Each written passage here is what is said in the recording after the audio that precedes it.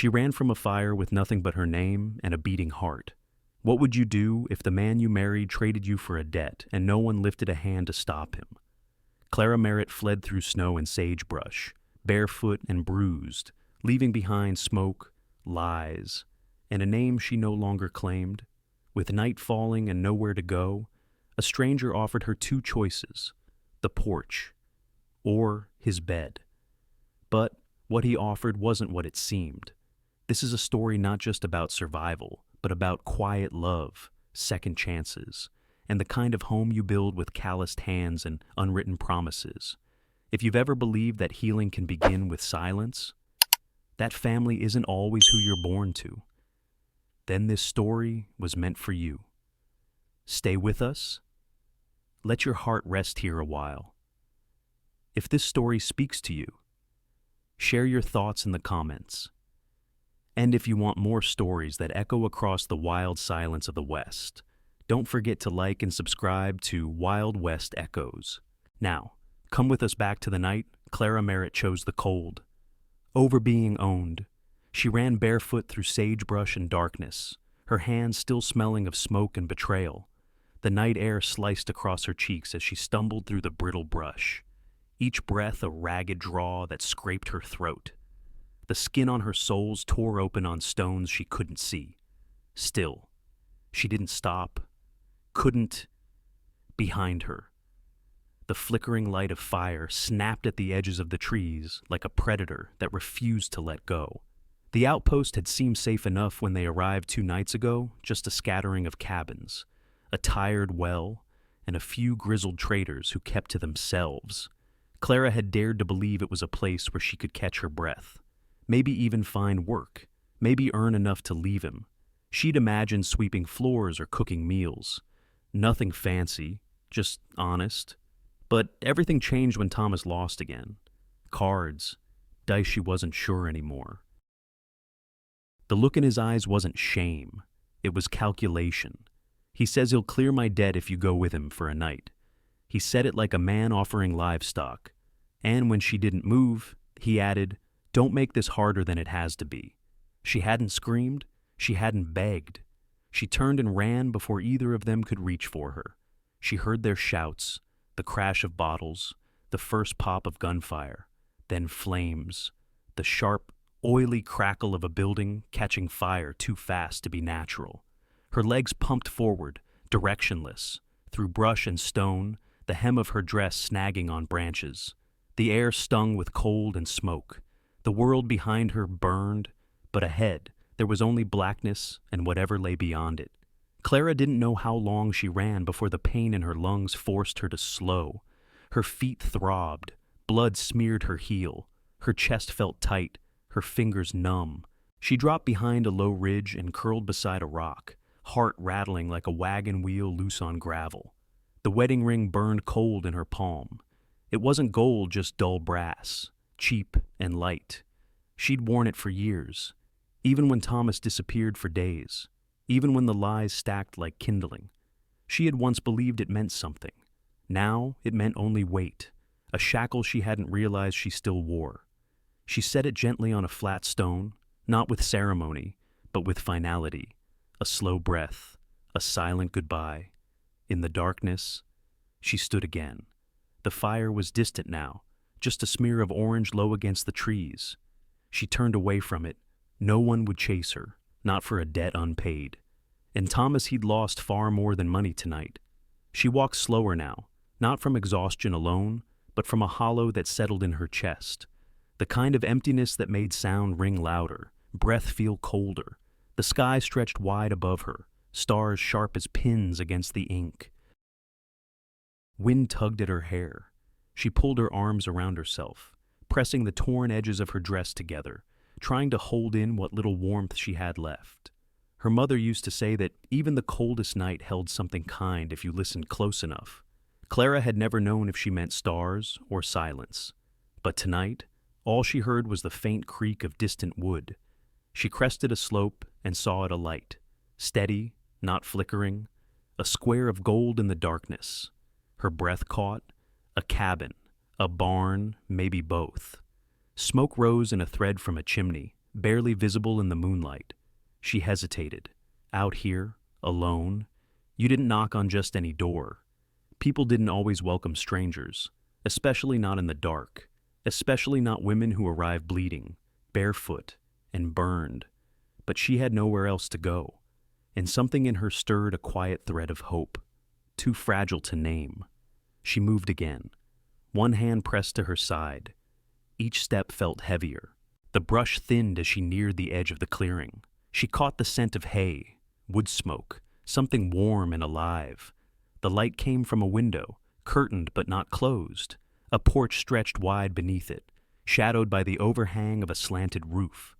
A fence stood off to one side, and a horse snorted softly in the dark beyond. She reached the porch steps and gripped the railing. The wood was cold under her fingers. Rough with age, her knees threatened to buckle. She leaned her weight forward and rested her forehead against the post. Eyes closed. The cabin didn't speak. It didn't promise safety, but it didn't turn her away. She didn't know how long she stood there before the door creaked open. She didn't see who stepped out, just felt the shift in the air, the way the wind paused like it too was waiting. Then everything went dark. When he opened the door, he didn't ask what she'd done. He asked if she was cold. She hadn't expected the voice. Low, even as if this were a normal evening and she a neighbor dropping by. Clara blinked against the sudden spill of lamplight. Her legs wobbled, her hands still gripping the porch post like it was the only solid thing in the world. The man stood in the doorway, broad shoulders, shirt sleeves rolled to the forearms, a smudge of something dark across his wrist. Maybe oil, maybe dirt. His eyes were the color of creekstone, calm and unreadable. He didn't step closer, didn't fill the silence with questions or warnings. He only watched her, waiting. She opened her mouth to speak, but her voice had gone somewhere she couldn't reach. He glanced once at her bare feet, then stepped aside. Come in if you want. The room behind him was small and square, warmed by a fire in the hearth. The scent of ash and pine drifted past her as she took the first step. Her knees nearly gave out on the second. He reached, not to catch her, but to steady the doorframe. She caught herself before falling. Inside, she hovered near the edge of the warmth, not quite crossing the threshold in her mind. The man who hadn't given his name moved to the fire and poked at the logs. They sparked and settled. She glanced around. A table with a single chair, a set of boots by the door, a narrow bed in the far corner, neatly made, no signs of anyone else, no noise but the wind at the windows and the occasional pop of the fire. I can sleep on the floor, she said, her voice rough. He didn't turn. Floor's cold. You can take the bed. She hesitated. I'll take the saddle rug. She looked at him then, truly looked. There was no flicker of amusement, no glance she had to dodge. Just a man stating facts, hands steady, jaw set with a kind of quiet resolve that reminded her of fence posts weathered, unmoving, necessary. I don't have anything to give, she said softly. He met her eyes. Didn't ask for anything. Then he nodded toward the bed, turned back to the fire, and began unrolling a rough wool blanket. Clara stood for a long time, her arms still crossed over her ribs, before she moved toward the bed. The sheets were coarse but clean, the pillow slightly lumpy. She sat, then lay back slowly, as though her body didn't quite trust comfort yet. She pulled the quilt to her chin and listened as the man, Elias, she would later learn, lowered himself to the floor with a faint grunt. He lay with one arm folded behind his head, eyes toward the ceiling. He didn't speak again. Neither did she. The fire crackled. Outside, the wind curled against the walls. Inside, the room settled into a hush that was deeper than silence. Clara closed her eyes. She didn't fall asleep because she was exhausted though she was. She slept because, for the first time in years, there was no sound of anger in the room. No man shifting too close. No breath on her neck she didn't want. Just space. Just stillness. In that stillness, her body stopped bracing, and sleep came like mercy. She woke to the smell of coffee and the sound of tin clinking gently against the stove. For a moment, She thought it might be a dream, that the fire had been part of some fevered imagining. But when she opened her eyes, the bed was still beneath her feet still sore, the hem of her dress still torn. Elias stood by the stove, hair damp from the pump outside, his back to her. The smell of coffee was strong, mixed with something faintly sweet, maybe oats. She sat up slowly, heart fluttering against her ribs.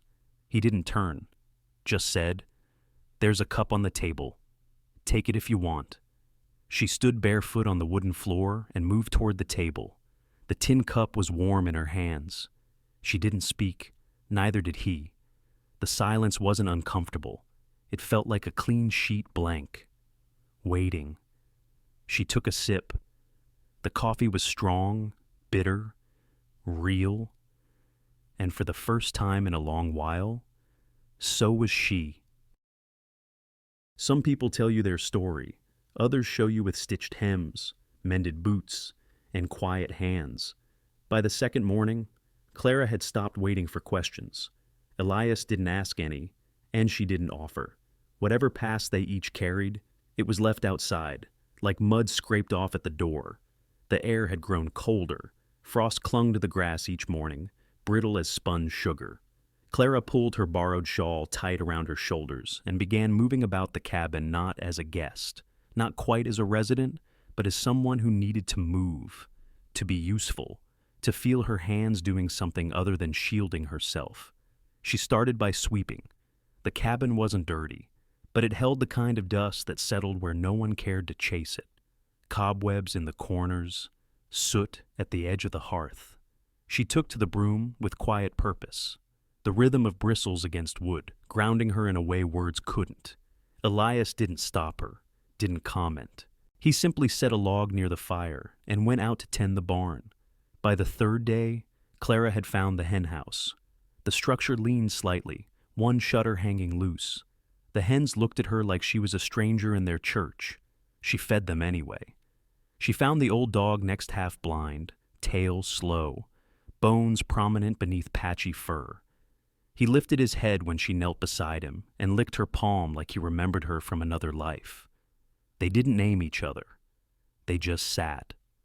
Elias came back that afternoon with his sleeves rolled and arms full of chopped wood. He glanced once at the clean porch steps, once at the dog curled beside Clara, and nodded. That was all. Evenings came early in those foothills. Light bled out fast, and cold slid in like a visitor who didn't knock. Elias brought in extra logs. Clara stirred stew with a bent spoon. They ate without ceremony. He offered her the bed again, without mention of sharing, and she accepted without protest. No promises. No demands. Just space and quiet. One morning, as she carried kindling to the stove, her dress caught on the doorframe, tearing a neat line along the hem. She froze, breath catching. Years ago, she might have panicked. A ruined dress had once meant a ruined day, or worse. But here, she simply set the kindling down, sat at the table, and began to mend it with the needle she'd found in a drawer. Elias watched her from the hearth, his mug cradled in both hands. He said nothing. That afternoon, she found a pile of split wood already stacked by the shed, arranged with care so she wouldn't have to bend too far to reach it. She didn't mention it. The next day, she washed the tin cups and hung them to dry. He swept the mud from her side of the porch without a word. Neither of them was trying to impress the other. It wasn't about debt or courtship or obligation. It was the kind of quiet exchange that only happened when two people respected each other enough to give without taking. That night, as Clara folded the now mended dress over the back of a chair, Elias pulled something from the small chest near his bed. A coat, old, dark wool, lined with flannel, not new, but clearly cared for. He held it in both hands, then set it on the table without comment. She looked at him. "It was my mother's," he said finally. "She wore it when the first frost came. Said it kept the wind out better than any fire." Clara traced the fabric with her fingers. It smelled faintly of cedar and something older time. "Maybe—" "Are you sure?" she asked. He nodded. "It's not doing anyone good sitting in a box." She slipped it on. The weight of it settled over her shoulders like memory. She tightened the buttons and folded her arms across her middle. For the first time since she'd arrived, the chill in her bones eased. "Thank you," she said, voice low. Elias only nodded again and turned back to the fire. Later that evening, after the dishes had been rinsed and the dog fed, Clara stepped outside. The wind had quieted, and the sky was smeared with stars. She leaned against the porch post and looked out across the ridge. The world stretched quiet and dark. No distant voices, no shouts, no threats carried on the wind. She wasn't sure when it had happened, but she no longer counted the days since she ran.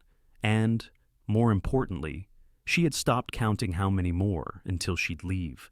Something had shifted, not loudly, not all at once, but enough. She came to hide. But now, she found herself wanting to build. It began with the shed. She'd passed it each morning on her way to feed the hens, just a slumped shape behind the barn, half swallowed by wild thistle and dry vines. The roof sagged, and the door hung crooked, like a jaw too tired to close, but something about it made her pause. Maybe it was the way the light caught on the warped wood just after sunrise. Or maybe it was simply that it was still standing, even with all its cracks. A place like that, worn and overlooked, felt familiar. "Could use that space," she said one morning, mostly to herself, but loud enough for Elias to hear. He was fixing a hinge on the gate, crouched low with a nail between his teeth. He didn't look up. "What for smokehouse?" she replied. "Drying herbs, salt meat, maybe." He spat the nail into his palm, tapped it in with 2 clean strikes. "Needs a new roof. I can sweep, patch, might find canvas in the loft." This time he did look up, not surprised, just considering. "All right," he said, wiping his hands on a rag. "We'll start tomorrow." She didn't sleep much that night, not from worry, from restlessness, the good kind, the kind that came when her hands itched to do, not to run. It was unfamiliar, but welcome. The next morning, Clara pulled her hair back with a strip of cloth and tied the sleeves of her dress. Elias brought tools and a bucket of nails. They didn't speak more than necessary, but by midday, they'd cleared the old hay, swept the corners, and shooed out a family of mice. Clara knelt to scrub the floor, her fingers raw from bristle and wood. She hung bundles of sage and yarrow along the rafters to dry. She tied muslin sacks to old iron hooks and labeled them with charcoal. She found her rhythm there: dust, light, silence. Elias patched the worst leaks in the roof. Not all of them, just enough. Each evening, they returned to the cabin smelling of sun-warmed cedar and smoke. Her hands bore splinters. His shirt clung to his shoulders. And though nothing was said outright, Clara could feel something settling inside her, something steadier than fear, a kind of rootedness. She was still waiting for the ache to return, the pull to move, to flee, to measure distance like safety. But it didn't come. One afternoon, while reaching into the bottom of her satchel for twine, Clara felt the edge of something familiar, thin, soft with age. She pulled it out slowly, a small, leather-bound book, the corners worn, pages dog-eared and foxed with years. The gold lettering had long since faded, but she didn't need to read it to know what it was. Her mother's Bible. Clara sat on the shed step, the book in her lap, her hands trembling just enough to make her pause. She hadn't realized it had survived the fire at the outpost. Maybe she'd shoved it into her bag by instinct, or maybe someone else had someone kind, in a hurry. Either way, it had found its way back to her. She opened it carefully. Inside the cover, in fading blue ink, was her mother's name, and beneath it, Clara's, written in a child's unsteady hand. She closed the book and held it against her chest, not because of the faith it represented, but because of the hands that had once turned its pages. Her mother's voice had read those verses aloud through sickness, through lean winters, through the ache of widowhood. It wasn't about salvation. It was about surviving long enough to make tomorrow. Later that night, she placed it on the mantel, beside the tin cup Elias used for nails. Not hidden away, not buried, just present. The following morning was colder. Frost etched the windows. Clara stoked the fire before dawn and wrapped her mother's coat tighter. She was spooning oats into the pot when Elias came in from the barn. "North winds turned," he said, setting down his gloves. "Snow won't wait long." She nodded and reached for the salt. "You still thinking about curing meat in that shed?" he asked. She smiled. "Already started." He gave one slow nod. Approval. Maybe. Or just understanding. They ate without speaking. The fire crackled. The dog snored under the table. Outside, the wind whispered like a story not yet finished. And for once, Clara didn't wonder how long she'd stay. She only wondered what she'd do next. Miles away, at the edge of the border town outpost, a man stepped down from a freight wagon and dusted snow from his boots. He adjusted the brim of his hat and approached the station clerk with a folded paper in hand. "I'm looking for a woman," he said. "Name's Clara Merritt. Trouble doesn't knock on the door. It rides in on a worn saddle and a bad name." The morning light stretched long across the frost-crusted ground, casting pale gold over the porch steps. Clara was out back near the smokehouse, tying bundles of dried rosemary and willow bark with muslin strips.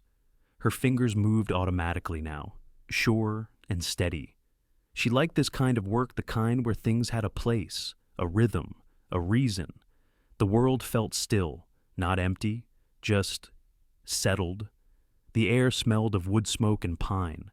Elias had gone early, said something about mending fence posts by the creek bend. Clara had nodded, told him to take the bread she baked the night before. He'd left with a quiet grunt, the dog trailing after him like a slow shadow. It was nearly midday when she noticed the silence. Not the peaceful kind, the heavy kind. The kind that pulled everything in and held its breath. Even the wind had paused. The dog growled first, low and uncertain. Then a distant crunch of hooves reached her ears, measured, deliberate, not hurried. Clara stepped from the side of the shed, the sun hitting her face like a sudden spotlight. She saw him before he spoke, a man on horseback, wide-brimmed hat pulled low, coat dusty from travel.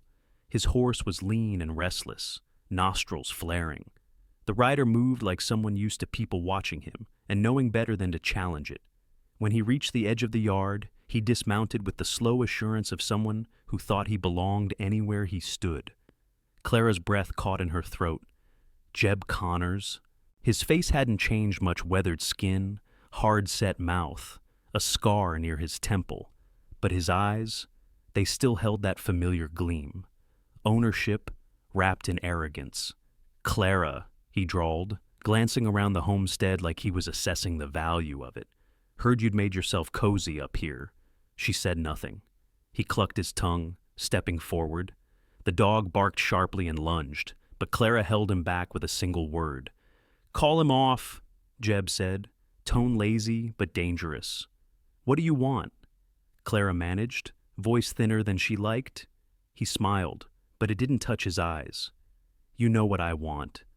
Thomas owed me, and what he gave me ran off in the middle of the night. I'm not a debt." He tilted his head. "No, but you're part of one." She backed up half a step, foot grazing the porch. Jeb's hand rested on his belt, not on his gun, not yet, but close. "Come quiet. Clara, won't be no fuss." The barn door creaked open. Clara didn't need to turn. Elias. He stood just outside the shadow, rifle loose in his grip, boots planted like he wasn't planning to move. His face was unreadable, his silence louder than any shout. Jeb noticed, straightened. "This doesn't concern you." "Friend?" "It does now." Elias replied evenly. "She belongs to someone else." Elias raised an eyebrow. "She doesn't look owned to me." Jeb's jaw tightened. "You don't know what she is. I know she's working my land, cooking my food, sleeping in my home," Elias said, taking one step closer. "That's enough." The standoff thickened. The wind picked back up, brushing dust across the space between them. Jeb's hand twitched. The crack of the rifle shattered the air. The horse reared. Jeb crumpled with a shout, clutching his leg as blood bloomed through the fabric of his pants. He hit the ground hard, swearing and gasping. Clara stood frozen. Elias crossed the yard without rush, rifle still aimed low. He kicked Jeb's pistol away, then knelt and bound his wrist with twine. "You're not going to kill me," Jeb spat. Elias looked at him. "Not today." The border patrol arrived by sunset. Turns out, Elias had sent word to the outpost days earlier when he spotted a stranger asking questions. He hadn't said anything to Clara, not to alarm her. He later explained, but he'd kept his eyes open. The patrolman took Jeb without much ceremony. One nodded toward Elias. "We've been looking for him. Robbed a mail wagon out of Helena last winter?" Elias didn't respond. Clara watched as they loaded the injured man onto a second horse. He didn't look at her, not once. Maybe shame, maybe calculation, maybe both. When the dust settled and the patrol was gone, the air returned to stillness. Inside, Elias peeled off his jacket and winced. Clara saw the blood on his shirt just a graze, but enough to soak through. "Sit," she said quietly, fetching the water basin. He didn't argue. She knelt beside him, pressing a warm cloth to the wound. His jaw tightened, but he didn't move. She worked in silence, fingers gentle, her breath steadying with each motion. "You didn't have to," she said at last. "I know," Elias replied. She looked up, and for the first time, he looked back. Really looked, not at her bruises or her fear or her silence. Just her. The fire crackled behind them. The dog sighed and settled beside the hearth. Outside, the wind rustled the pines like the world exhaling. Some things are worth burying, others are worth holding tighter. Elias wouldn't let her fuss, not for long, but Clara fussed anyway. The wound on his shoulder was healing a clean graze, shallow but stubborn. He said it didn't hurt much, but she noticed how he favored the left side when lifting firewood or reaching for the kettle. And so, without saying anything, she took over more of the morning chores. The change didn't happen all at once. It slipped into their routine like the quiet creak of a familiar door. She cooked more often, swept with care, set the table with the same tin cups every morning, placed just so. She folded his shirt when it came in from the line, mended a tear in his collar with the last bit of thread she had. Elias never asked her to do any of it, but he didn't stop her either, and that was enough. The first snow came early, not heavy, just a soft dusting enough to settle on the roof and blur the edges of the fields. Clara woke that morning to the sound of stillness, the kind that came after something had changed, but before anyone named it. She stepped outside in her boots and coat, watching the flakes drift. Behind her, the cabin stood solid and square, its chimney trailing smoke into the pale sky. She had known this place only weeks, but already it felt different, less like shelter, more like shape. Inside, the fire was low. She added logs and poked the embers, then turned to look at the cabin as a whole. The curtains were thin, frayed at the edges. The bench by the door wobbled. The hearth needed scrubbing. Small things, but they mattered. They whispered that something lived here, that someone cared. She started with the curtains. She found an old linen sheet in a chest under the bed, yellowed with age but clean. She measured it by sight, cut carefully, then sat by the fire and began to hem. The stitches were uneven at first.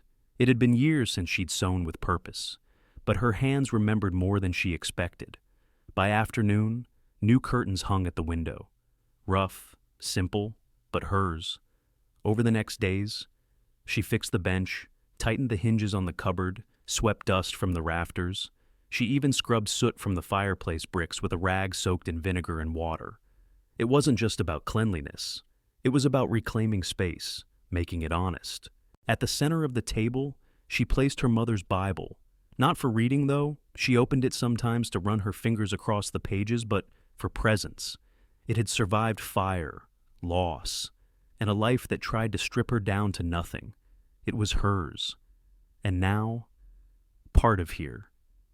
Elias noticed, of course, but like always, he didn't say much, just watched. One evening, as she stirred a pot of soup, he lingered near the doorway, hands in his pockets. "You're changing things," he said. Clara looked up. "Is that all right?" He nodded. "It's better now." She smiled, and he returned it barely. But it stayed longer than usual. What she didn't see was what he carved. Late at night, after she'd gone to bed and the fire had settled into quiet coals, Elias took a small knife from his desk drawer. He stepped out to the front porch, where the door handle had grown worn smooth from years of weather and grip. With careful pressure, he scratched 3 letters into the underside of the wood subtle, almost invisible unless one looked closely. C.M., no flourish, no explanation. Just something honest, something steady, a name left in the grain of the place she'd come to heal. A few days later, Clara opened the old wooden chest in the loft. She was looking for more fabric, but found instead a bundle wrapped in oilskin. Inside were paper seed packets, brittle with time, but still marked beans, beets, carrots.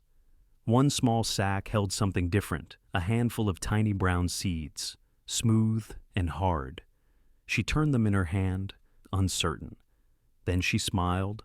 That afternoon, she found a small tin cup and filled it halfway with water. She set it by the window, placed the seeds gently at the bottom, and waited, not for spring, not yet, but for something to begin. Only people who believe in tomorrow put seeds into winter earth. The frost came back during the night, quiet and silver, settling across the ground like breath. Clara stood at the edge of the garden patch behind the smokehouse, shawl pulled tight, a small metal tin cradled in both hands. The air bit through her sleeves, but she didn't flinch. She had made up her mind. Inside the tin were the beginnings of something new, corn kernels she'd saved from the last harvest, pole bean seeds she'd found tucked inside an old flour sack, and a handful of dried mint she'd bundled weeks ago. She'd sorted them by lamplight the night before, her fingers moving with care, each seed a prayer without words. Elias had watched her, silently. He didn't ask what she was doing. He didn't need to. In the weeks they had spent sharing this space, this fragile, growing peace, he had learned to read her quiet moments as clearly as he read weather in the sky. Now. He joined her in the garden, carrying a trowel and a coil of twine. His boots left deep impressions in the frosted soil. Clara noticed the way he moved, deliberate, steady, respectful, as if the earth was sacred ground. They knelt side by side, not speaking, the cold seeping into their knees through the canvas of their clothes. Elias marked rows with the twine, while Clara pressed each seed into its place. Corn in one row, beans in another. The mint she planted at the edge, where the sun would warm it first come spring. There was no guarantee anything would grow. The earth was still hard in places, the frost not yet finished with them, but she did it anyway, because planting was an act of defiance against everything that had tried to break her, because to believe in a future meant daring to build one. Elias, ever quiet, worked beside her. He didn't rush her, didn't guide her hands. He simply mirrored her pace, as if the act of planting wasn't just for the harvest, but for her healing. When they finished, Clara sat back on her heels and looked at the patch of turned soil. Her breath rose in soft clouds. She didn't feel triumphant. She felt still, like something in her had finally come to rest. Then Elias stood, brushed dirt from his palms, and walked back toward the barn. A few minutes later, he returned with a worn plank of wood and his carving knife.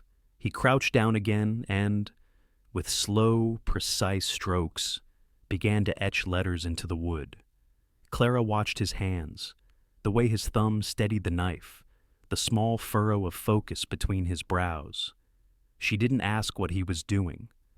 When he was finished, he drove the plank into the ground with a small mallet and stepped back.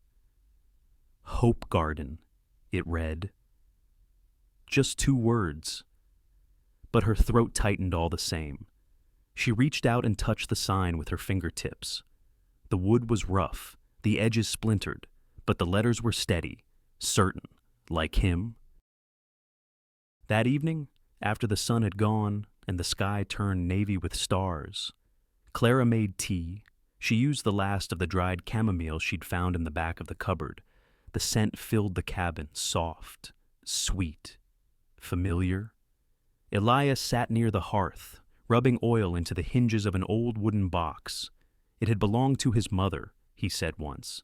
Though he never opened it, now, without a word, he lifted the lid. Inside was a silver ring, delicate and worn smooth at the edges. Clara's breath caught. He didn't offer it, didn't speak. He simply set the ring on the mantel, next to the carving of a horse he'd whittled last winter. A gesture, not a question, not a promise. Just a quiet acknowledgement that the soil between them was no longer barren. They drank tea in silence. When she rose to set the mugs away, Elias stood too and walked to her side. He didn't touch her at first, just looked at her. Then, gently, he took her hand and placed it on her own belly, resting his hand over hers. His palm was warm, steady. Clara didn't say anything, but she didn't move away. The fire crackled behind them. The mint she'd planted stirred in her memory, green and sharp, and in the stillness. She understood something simple and profound. She wasn't alone anymore. The seeds had been planted. It wasn't a wedding. It was something quieter, stronger. There was no preacher, no rings exchanged beneath an arch of flowers, no guests dressed in Sunday best. But there was a curtain stitched by Clara's hands from scraps of gingham Elias had found in the loft. There was a cradle shaped from pine wood, carved slow and careful by Elias each evening, stars etched into the headboard. And there was tea, warm and waiting, every night by the fire. In the quiet, they built a life. Elias hung the new curtain one morning in early spring. The old one had grown threadbare, bleached by years of dust and sun. Clara had patched it more times than she could count. But this one was soft, with tiny blue flowers running along the edge, stitched by hand. He didn't say anything when he replaced it. Just stepped back and let the morning light filter through, casting dappled shadows onto the cabin floor. Clara stood behind him, holding a cup of tea, watching the way the light moved over his shoulders. She didn't speak either. They didn't need to. Every night, she brewed chamomile or mint or blackberry leaf, depending on what the land gave. She'd set 2 cups on the table, even when one of them had nothing to say. The act itself, the ritual, was what mattered. The cradle came next. Elias never said what it was at first. Just spent his evenings smoothing planks, measuring joints, testing the balance of the legs. Clara knew better than to ask. She saw how his brow furrowed in concentration, how he ran his thumb over the carved edge again and again, not sanding it smoother, but memorizing it. She touched it for the first time one evening when he left it by the hearth, unfinished but clearly shaped. Her fingertips traced the curve of the wood, the etched stars across the top rail.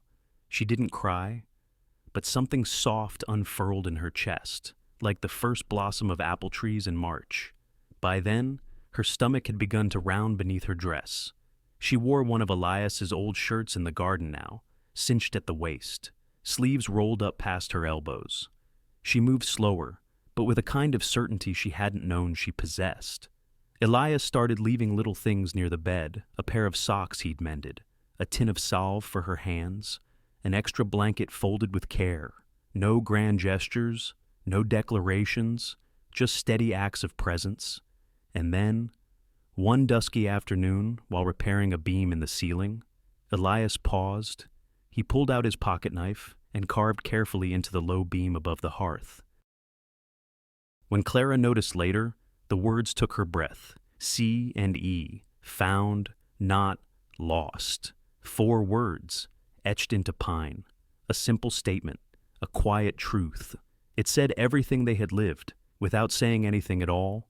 That night, as the wind curled around the cabin, Clara brewed tea and placed the cups on the table like always. Elias sat across from her, eyes catching firelight. Neither spoke for a long while. The silence had grown comfortable now, like a third presence in the room, trusted and familiar. Then came the letter. It arrived by wagon from the border station, just a note in pencil, handed off by a rancher passing through. The station master had written a child, found wrapped in burlap near the river. Girl, healthy, no family. Did the Boones know of anyone who might take her in? Elias read the letter aloud, then folded it once, setting it down gently on the table between them. He didn't look at Clara right away, just stared at the cooling tea in his cup, thumb tapping slow against the ceramic. "Finally?" he asked, voice even. "Should we?" Clara didn't speak. She reached for the paper, smoothed the fold, eyes scanning the words again. She thought of the seeds in the garden, of the cradle by the fire, of the stitched curtain that now danced in the breeze. She thought of the way Elias had touched her hand the night before light, but sure. She didn't cry. She didn't ask for more time. She just nodded. Elias didn't smile. Not exactly. But his eyes softened, and the lines in his face shifted into something warm. Outside, the sun dipped below the hills, brushing the sky with peach and plum.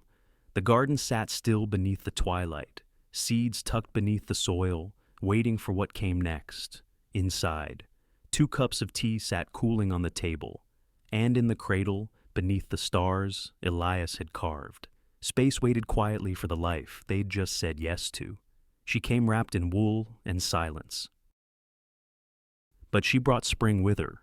She arrived on the back of a supply wagon, tucked in a quilt too large for her small body, eyes wide and watching. The station master's wife had cleaned her up best she could, combed her hair, tied it with a bit of ribbon. But still, she came quiet. No name, no story. Just a note pinned to her coat. Found by the river, about 4 years old, no kin. Elias lifted her down from the wagon like he was holding something sacred. Clara stood nearby, arms folded tight against the wind, her heart caught somewhere between fear and knowing. The girl didn't cry, didn't reach out, just looked around the yard, then at Clara. They didn't rush her. That first night, they gave her the cot near the fire, the quilt tucked around her shoulders, a wooden toy horse Elias had carved placed beside her pillow. Clara sat nearby with a lantern, humming low while darning socks. The girl watched her but said nothing. For days. It was like that. She followed Clara at a careful distance into the garden, out to the smokehouse, through the morning chores. She never spoke, but she was watching, listening. Clara began telling stories with pictures. She drew animals in the dirt with a stick, or traced shapes on flour sacks, describing the sounds they made, the way they moved, at night. She turned pages of an old book with faded illustrations, pointing at the sky and saying, "That's a star," and then whispering, "You are one too, little one, Elias." Meanwhile, set to carving, he shaped animals, first a rabbit, a fox, a small bear with rounded ears, then a doll with long hair made from yarn Clara had kept since before she ran. Every evening, one more toy appeared near the cot, and every morning, the girl placed them in a neat line on the windowsill, their faces turned toward the garden.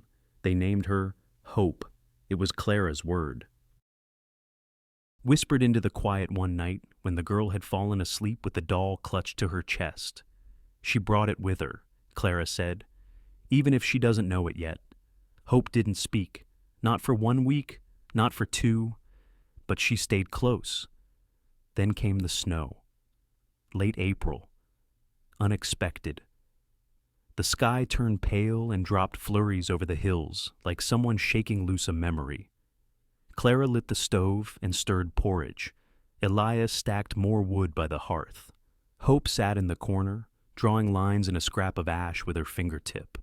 Clara placed a bowl in front of her, added a splash of honey, and tucked a cloth around her neck. "Eat while it's warm," she said, brushing a strand of hair from the girl's brow. Hope looked up. Her eyes were darker than soil, deep and unreadable. And then she whispered, so soft, Clara almost missed it. "Mama." The spoon dropped from Clara's hand. Porridge splashed the table. She stood frozen for a second, her breath caught. "Mama," Hope said again. This time, her voice didn't shake. Clara dropped to her knees beside her. Tears spilled without warning, not loud, just steady. She wrapped her arms around Hope and held on. She didn't say yes, didn't correct her. She just held her like the word had always belonged between them. From the kitchen, Elias stood watching. He didn't speak, but his eyes burned in the quiet way they did when something mattered more than he could say. That evening, after Hope had fallen asleep, curled beside the hearth, Clara found Elias in the shed. He was sanding down a length of pine, measuring angles, marking cuts. "What are you building?" she asked, her voice still raw from the morning. "A chair," he said. "For her. A small one. Just her size."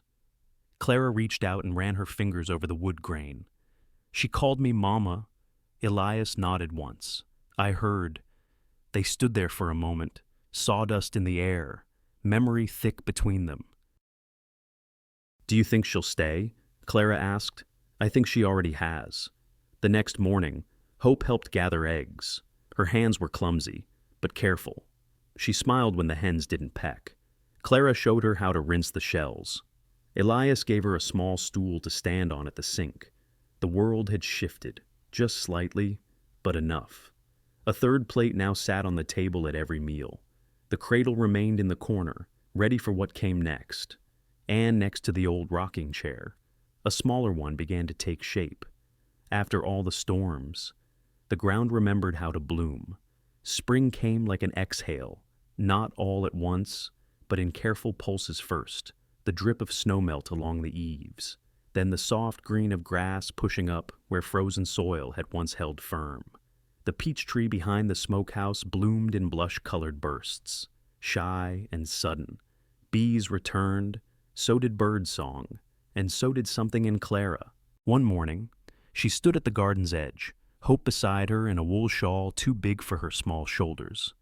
They looked over the new shoots rows of beans, corn beginning to stretch, mint spreading where it hadn't been planted. Clara knelt and traced a finger in the dirt, spelling out letters with care. She handed Hope a smooth stone and pointed. "Let's write our names," she said. Hope didn't speak, but she watched. Clara carved the initials C.M. into the soft bark of the apple sapling. She took Hope's hand gently and helped her press her fingers into the soil at its base. Later, she would add H.M. with her knife, Hope Merritt. It wasn't a name by blood, but it was the one the wind now carried. Inside the cabin, Elias was building something new, not a cradle, not a chair, a bench long and simple, made to sit beneath the tree line, just at the rise where the land folded gently down toward the pasture. He said little while he worked. That was his way.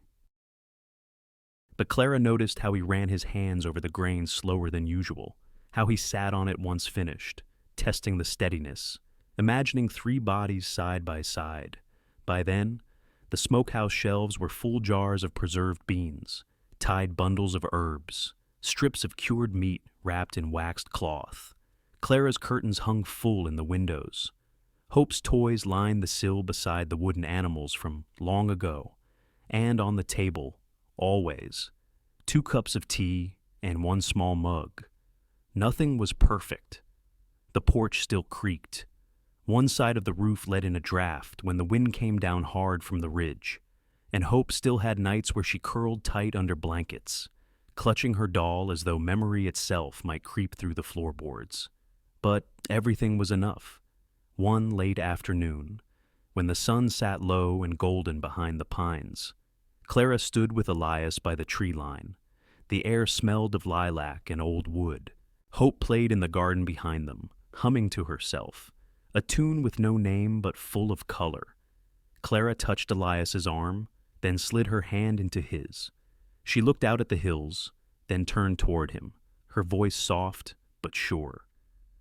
"I chose your arms not just for one night," she said, "but for all the winters after." Elias didn't answer with words. He never needed many. He brought her hand to his lips, kissed the inside of her wrist. Then he pulled her close, arms folding around her back like home. That night, they sat on the bench under the new planted apple tree, Clara in the middle. Hope leaning into her side, Elias's arm resting behind them both. The wind moved through the grass like a hush. The fields glowed in soft amber. No one spoke. They didn't need to. The story had been told not in grand gestures or dramatic turns, but in wood carved by hand, in names pressed into bark, in tea brewed each night, in silence held sacred. Hope watched the sun dip below the ridge. Her fingers tangled in the hem of Clara's dress. Her feet kicked slow against the bench. Elias reached across and touched her knee just once. Just enough. She smiled without looking up. Behind them, the house stood quiet, not large, not new, but full of things that grew, full of warmth that stayed. Clara looked at the carved initials above the door. C&E, found, not lost. Then at the girl now beside her, head nodding with the pull of sleep. They had found something here, not just safety, not just a place, but peace, real, earned peace, the kind built one choice at a time, one scar healed, one yes whispered into darkness and carried into morning. As dusk deepened, Elias stood and lifted Hope in his arms, her doll tucked beneath her chin. Clara followed, hands still warm from holding. The door closed behind them with a soft click. Wood against wood. And on the bench, left alone in the twilight, 3 shadows remained small, steady, and stitched together by love that needed no explaining. Sometimes, the hardest thing we'll ever do is walk away from what we thought we had to accept. Clara Merritt's story reminds us that it's never too late to choose differently, to step into the unknown rather than stay in what's familiar but broken. Her journey isn't just about escaping pain, but about slowly rebuilding a life where safety, love, and dignity take root in the smallest, quietest ways. For those of us who've lived long enough to carry both scars and wisdom, this story is a gentle reminder. It's not the grand gestures that save us, it's the quiet ones. A warm coat offered without words, a name carved in wood, a bench built for 3. We're never too old to begin again, whether it's finding love, offering shelter, or simply choosing peace. Every small choice we make becomes part of the life we build. So, wherever you are, and whatever season you're in, remember, after the snow, there is always the bloom, and healing doesn't shout, it whispers. Keep choosing what's kind, keep building what lasts. Thank you for spending your time with Wild West Echoes.